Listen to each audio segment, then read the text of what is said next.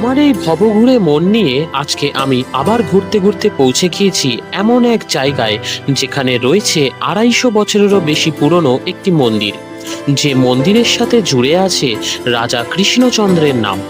শুধু তাই নয়, সবুজে ঘেরা এবং নিরিবিলি পরিবেশের মধ্যে থাকা এই মন্দির থেকেই এই সমগ্র এলাকার নামকরণ। আমি প্রণজিৎ আর আপনারা দেখছেন ইনবর্ন ট্রাভেলার্স। ভিডিওটি শেষ পর্যন্ত দেখতে থাকুন। এই মন্দিরের যাবতীয় কিছু শেয়ার করব আজকের এই ভিডিওর মধ্যে দিয়ে। মন্দিরের ইতিহাস, সন্ধ্যা আরতি, আশেপাশের পরিবেশ, এছাড়াও আরও অনেক কিছু। আজকে আমাদের গন্তব্য হলো নদিয়া জেলার বিরোহী গ্রাম। এই গ্রামে পৌঁছতে হলে শিয়ালদা মেন লাইনের রানাঘাট, শান্তিপুর, কৃষ্ণনগর বা গেদে লোকাল ধরে চলে আসতে হবে মদনপুর। রানাঘাটের দিকে এই লেভেল ক্রসিংটার এই যে ডান দিক দিয়ে বাইরে বেরিয়ে সোজা 1 মিনিট মতো হাঁটলেই পেয়ে যাবেন বিরোহী যাওয়ার টোটো। সময় লাগবে 20 মিনিট আর ভাড়া নেবে 15 টাকা।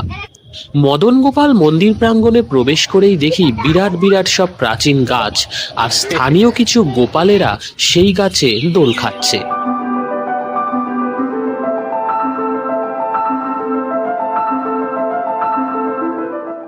এই মন্দিরেই রয়েছে রাজা কৃষ্ণচন্দ্রের 12 দোলের মেলার সেই 12টি বিগ্রহের 2টি বিগ্রহ। সাথে রয়েছে বৃন্দাবনের তমাল বৃক্ষ, আর রয়েছে যমুনা নদী। সেই সব সম্পর্কে মন্দিরের একজন সেবায়িত তারক গোস্বামী বাবুর থেকে নেওয়া একটি ছোট্ট সাক্ষাৎকার, যা এই ভিডিওটির মধ্যেই রয়েছে। সেইখান থেকে আমরা অনেক কিছু জানতে পেরেছি, যা আপনাদের সাথেও শেয়ার করব।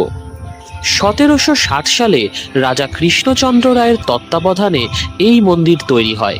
তবে কথিত আছে তারও আগে এক বৈষ্ণব সাধক এই স্থানে বসেই সাধনা করতেন।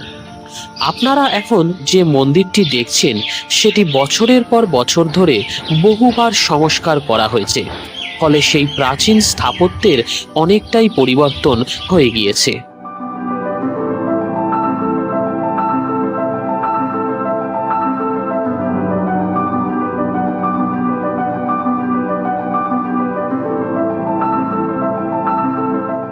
মূল মন্দিরের প্রবেশপথের ডান দিকে রয়েছে বজরংবলীর এই পাথরটি।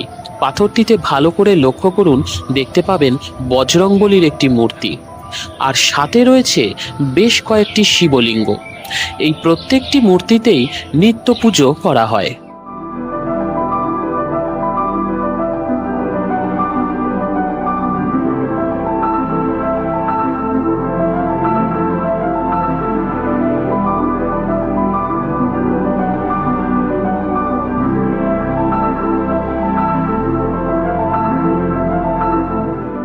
মন্দিরের প্রবেশপথের দুই পাশে রয়েছে 2টি তুলসী মঞ্চ, আর তার মাঝখান দিয়ে উঠে গিয়েছে বেশ কয়েকটি সিঁড়ি। সিঁড়ি দিয়ে উপরে উঠে গেলেই রয়েছে একটি দালান, এবং তারপর রয়েছে 3 খিলান বিশিষ্ট গর্ভগৃহের প্রবেশপথ। মন্দিরের মূল গর্ভগৃহে মদন গোপালের মূর্তি আগে একা ছিল। তখন রাধারানীর মূর্তি ছিল না। রাধারানীর বিরহে মদন গোপালের মনে যে কষ্ট ছিল, তার থেকেই এই গ্রামের নাম হয় বিরোহী। আর মদন গোপালের নাম থেকে স্থানীয় জায়গা মদনপুরের নাম হয়। পরবর্তীতে মন্দিরের এক পূজারীকে মদন গোপাল স্বপ্নাদেশ দেন যে যমুনা নদীতে ভেসে আসবে একটি নিম কাঠ, আর সেই নিম কাঠ দিয়ে রাধারানীর মূর্তি তৈরি করে প্রতিষ্ঠা করতে। স্বপ্নাদেশ অনুযায়ী ঠিক তার কয়েকদিন পরে সত্যিই যমুনা নদীতে ভেসে আসে একটি নিম কাঠ, আর রাজা কৃষ্ণচন্দ্রের তত্ত্বাবধানে সেই নিম কাঠ দিয়ে রাধারানীর মূর্তি তৈরি করে প্রতিষ্ঠা করা হয় মদন গোপালের পাশে। মূল গর্ভগৃহে কাঠের সিংহাসনের ওপর বিরাজ করছেন কাঁঠাল কাঠের তৈরি মদন গোপাল আর নিম কাঠের রাধারানী। সাথে রয়েছে বলরাম, জগন্নাথ দেব, গোপাল ঠাকুর, আরও অনেক দেবদেবী।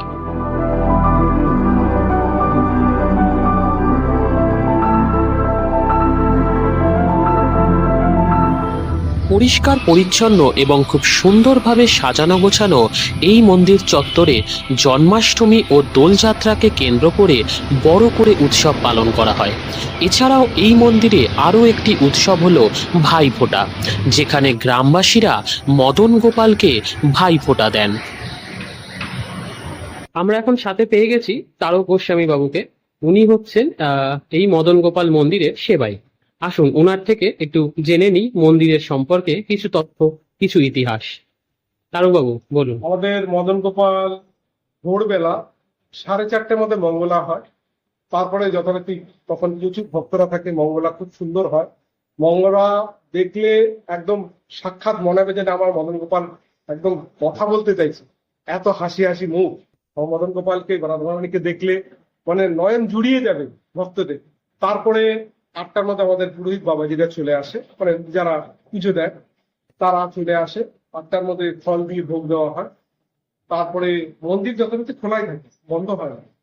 এইবার 12টার মধ্যে অন্ন ভোগ প্রত্যেক দিন, যেদিন যেরকম হয়। কোনোদিন অন্ন হয়, কোনোদিন ধরুন পুষ্পান্ন হয়, পোলাও হয়, বা অন্যান্য আনুষঙ্গিক যা যা গুলো হয়। আর মোটামুটি 1 থেকে 1:30টার মধ্যে আমাদের বন্ধ হয়ে, ধরুন 1:30টার মধ্যে বন্ধ, 1:30টার মধ্যে বন্ধ হয়ে গিয়ে আবার 4টের মধ্যে খুলে দেওয়া হয়, যেটা আগে ছিল না। এই কাকুরা করতে, যে কাকুদের দেখলেন শুরু হয়েছে রিসেট, এখন গেট খুলে দেওয়া হয়, জল মিষ্টি দেওয়া হয়। আর তারপরে সামনেই দেখতে পাচ্ছেন নাট মন্দির। আমরা নাট মন্দিরের সামনে ওই যে যমুনা নদী, ওটা বৃন্দাবনের সেই তমাল বৃক্ষ এক ভক্ত নিয়ে এসে এখানে রোপণ করে। আর তা এখনো পর্যন্ত বিরাজমান আছে। আর যথেষ্ট ভক্তবৃন্দরা যেমন মদন গোপালের পুরো পরিক্রমা করে, পরিক্রমার সাথে এই পরিক্রমাটা করে, সামনেই দেখতে পাচ্ছেন নাট মন্দির। এই যে নাট মন্দির, ভক্তরা এখানে প্রসাদ হয়, এখানে সেমিনার হয়। আর কিছু এখানকার যারা বলতে পারেন ড্রয়িং মাস্টার বা ভালো ভালো মাস্টাররা এখানে পড়াশোনা করায়। আচ্ছা আচ্ছা। আর এই সামনে যমুনা নদী, হ্যাঁ, এই নদীটা আমি প্রথমে দেখলাম, আমি মানে এটা সংস্কার করা থাকে। সমস্যা মানে আপনারা কি কোনো পরিকল্পনা রেখেছেন এটা করবেন? বা সেটা প্রশাসনকে জানাবো, বা আমাদের যে এমএলএ সাহেব আছে তাকে জানাবো। হ্যাঁ। জানানোর পর আশা করি উনি আমাদের সাথে সহযোগিতা করবে। করবেন, হ্যাঁ। আর এত বড় কাজ তো আমাদের দ্বারা সম্ভব না, সেই। আমরা ছোট্ট কাজ, হ্যাঁ। এসব সরকারি দিয়ে করা, প্রশাসন না হলে এত বড় এটা সম্ভব না। করা সম্ভব। এই হলো। আর এই যে বট গাছগুলো দেখছেন, হ্যাঁ। এইখানে এখনো পর্যন্ত ছেলে মেয়েদের বিয়ে ফিয়ে দিলে, বেইটি দিলে এখানে প্রচুর লোক এসে সুতো বেঁধে দিয়ে যায়। আচ্ছা, আমি দেখলাম অনেক সুতো বাঁধা আছে এখানে। হুম। এখনো পর্যন্ত আমাদের আশেপাশে যেখানে বিবাহ হোক, মানে কি বলবো, মানে সবাই মন্দিরে আশীর্বাদ নিয়ে নতুন জীবন শুরু করে। নতুন জীবন শুরু। আর মদন গোপালের আশীর্বাদে সবাই ভালো আছে, আচ্ছা আচ্ছা, খুব ভালো আছে। আচ্ছা। আর 12 দলে এখনো পর্যন্ত মদন গোপাল যায়, রাজবাড়িতে যায়। এখন বেশি মানে এই যে বিগ্রহ দেখলাম, এই বিগ্রহই নিয়ে যাওয়া? বিগ্রহ নিয়ে যাওয়া। আচ্ছা আচ্ছা, মানে কিছু করে একটা সময় ছিল, মানে আমাদের বাপ দাদার মুখে বা আমাদের যে বংশ পরম্পরা যারা ছিল তাদের মুখে, ওরা মানে আগে যারা ছিল তাদের মুখে শুনেছি যে একটা সময় নাকি মদন গোপাল এখান দিয়ে নৌকা দিয়ে যেত, এই যমুনা দিয়ে। আচ্ছা, নৌকা দিয়ে গিয়ে গঙ্গায় উঠে পড়তো, গঙ্গায় সেখান থেকে কৃষ্ণ করে রাজবাড়ির কাছে চারিদিকে সে করাই আছে।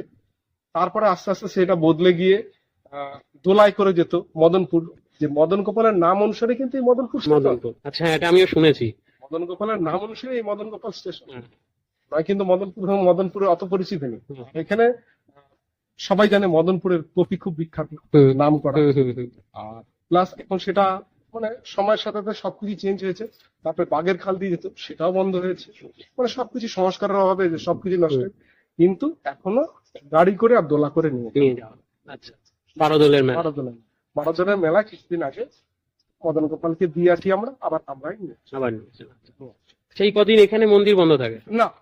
তাহলে আমাদের যে গোপাল আছে, ওই যে কাকিমা যে বলছিল গোপাল আছে, জগন্নাথ প্রভু দেখলাম, জগন্নাথ আছে না, ওইগুলোও চায়, ওইগুলো সব যায়, মানে ওই বিগ্রহগুলো যায়। কিন্তু অন্যান্য নৃসিংহদেবের পট আছে, অন্যান্য গুরুবর্গদের পট আছে, এইসব দিয়ে পুজো। আর মদন গোপালকে উদ্দেশ্য করে ভোগ লাগে। আচ্ছা, সেটা বন্ধ, আমাদের মদন গোপাল মন্দিরে ভোগের এখানে ভোগের ব্যবস্থা নেই এখনো পর্যন্ত। মানে ভক্তদের যে আপনি ধরুন আসলেন, এসে বললেন যে আমি দুপুরবেলা ভোগ খাবো, ফোন নাম্বার নিয়েও গেলেন, যেটা ছিল না সেটা খুব শীঘ্রই চালু হবে। আচ্ছা, তা কোনো ফোন নাম্বার আছে? তাহলে একটু বলে দিন। আমার নাম্বার নিয়ে নিতেন 8697 020953। ঠিক আছে, তো আপনারা এই স্ক্রিনে আমি নাম্বারটা দিয়ে দেবো, তো আর ডেসক্রিপশনেও দেওয়া থাকবে। তো এই নাম্বারে আপনারা অবশ্যই তারকবাবুর সাথে একবার যোগাযোগ করে নিতে পারেন। তারকবাবু, অনেক ধন্যবাদ এই সুন্দর এত কিছু ইনফরমেশন আমাদের দেওয়ার জন্য। আমাদের পশ্চিমবঙ্গের নানান জায়গায় রয়েছে এই ধরনের সব প্রাচীন মন্দির, যেসব মন্দিরের সাথে জুড়ে আছে বহু জানা অজানা সব ইতিহাস। এই মদন গোপাল মন্দিরটিও হলো সেই রকমেরই একটি প্রাচীন মন্দির, যে মন্দিরটি লোকচক্ষুর আড়ালে পড়ে আছে। মন্দির কর্তৃপক্ষের সাথে কথা বলে জানতে পারলাম ভবিষ্যতে এই শাখা নদী যমুনা নদীর পাড়ে সন্ধ্যা আরতিরও ব্যবস্থা ওনারা করবেন। আপনারা সপরিবারে একবার ঘুরে আসতে পারেন এই মন্দির থেকে। আজকের এই ভিডিওটা অপূর্ব এক সুন্দর সন্ধ্যা আরতি দিয়ে শেষ করব।